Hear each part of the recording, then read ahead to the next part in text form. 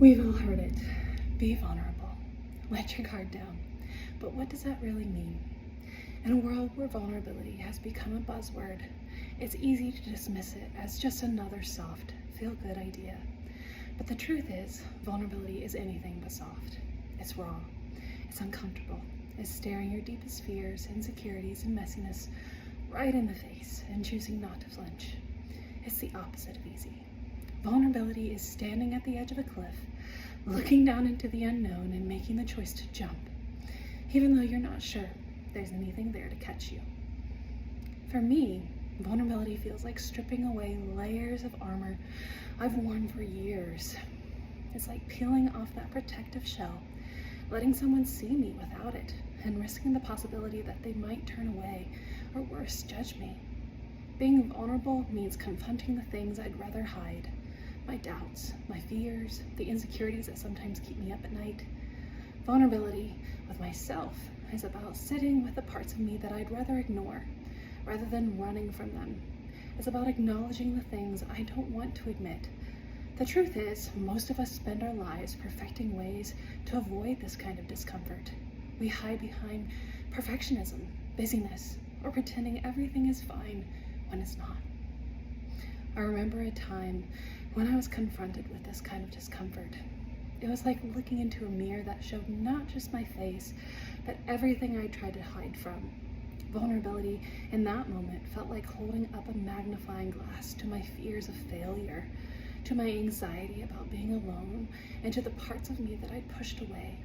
I realized that avoiding vulnerability wasn't saving me from pain. It was trapping me in it. It was keeping me stuck, stopping me from growing and connecting with who I truly am. Vulnerability with myself has been about learning to face those parts, to sit with them, and to make peace with them. And when it comes to others, vulnerability becomes an even greater challenge. It means showing up without the mask, risking judgment or rejection, and letting others see the messy, uncertain, imperfect parts of me. I remember sharing something deeply personal with a friend, and it felt like holding out my heart in my hands, not knowing if they would hold it gently or turn away. That's the risk of vulnerability. There are no guarantees. But that's also where its power lies. It's in that uncertainty that we find the potential for true connection, for trust, and for relationships that aren't built on facades or half-truths. I think about how much our culture glorifies independence, strength, and self-sufficiency. We idolize those who never seem to falter, who appear immune to the struggles of life. But that image of strength is a hollow one. Real strength lies in the willingness to be vulnerable and the ability to recognize that I'm not invincible and that I don't have to be. Vulnerability, I've come to realize, is the path to connection. Without it, we remain hidden behind walls we built to protect ourselves, walls that ultimately imprison us. Vulnerability isn't weakness. It's the bravest thing we can do because it opens us up to both hurt and to the possibility that relationships are deeply meaningful. And this idea of vulnerability ties so closely to attachment theory. We're all shaped by our early relationships, and those experiences form the blueprint for how we handle vulnerability in every connection we have, not just romantically, but with friends, family, and beyond. Each attachment style, secure, anxious, avoidant, and fearful avoidant, carries its own relationship with vulnerability. People with a secure attachment style, for example, often embrace vulnerability. They see it as a natural, even essential part of relationships. They're comfortable expressing their needs, whether it's with a friend, a partner, or a family member, because they have this foundational belief that they'll be met with acceptance. For me, though, as someone with a more anxious attachment style, vulnerability can feel like a balancing act. I've often found myself fearing rejection, which makes opening up feel risky. But I also crave connection deeply, so I take that risk anyway. And when it's met with understanding, it's like breathing a sigh of relief, feeling seen and valued. Then there are those with avoidant attachment styles, for whom vulnerability can feel like a threat. For them, being vulnerable means risking a loss of control. And so they may create distance, not because they don't want connection, but because vulnerability touches on deep-seated fears of dependency. Then there are those with fearful avoidant attachment styles, where vulnerability is a paradox. They long for connection, but are simultaneously terrified by the intimacy it requires. True vulnerability for them, and for all of us in some ways, means confronting those deep-rooted fears, balancing the need for connection with the instinct to withdraw.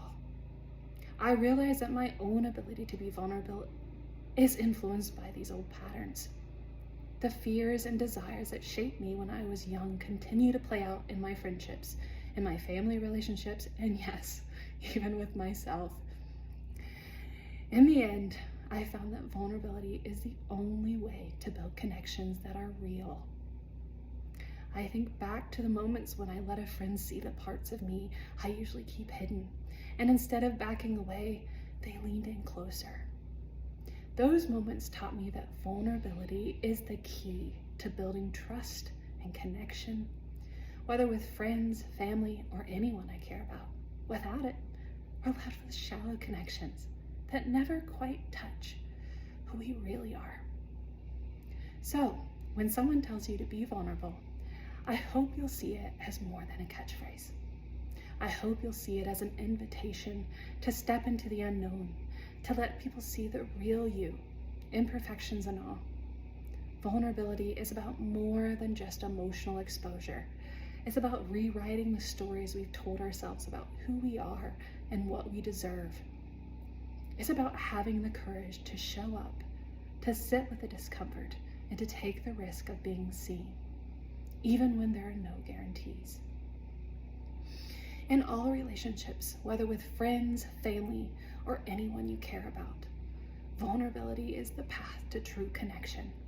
It's about taking that leap, showing up as you are, and finding the courage to build relationships from a place of honesty and openness, because it's only through vulnerability that we find connection, the kind that's real, that's messy, that's worth everything it takes to get there.